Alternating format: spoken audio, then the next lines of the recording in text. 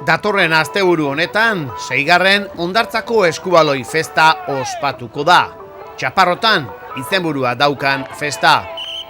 Ostiral arratzaldean emango zaio hasiera txapelketari. 3 hasiko da eta larunbat egun osoan jarraituko du.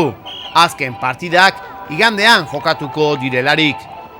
Talde bakoitza 6-8 jokalari osatua egongo da eta kategoria desberdinetan banatuko dira talde parte hartzaileak.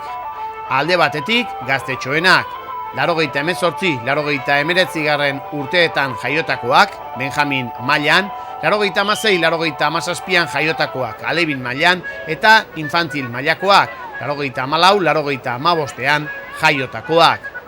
Kategoria txikiez gain, handien arteko partidak ere jokatuko dira, bai neska eta bai mutilen taldeak.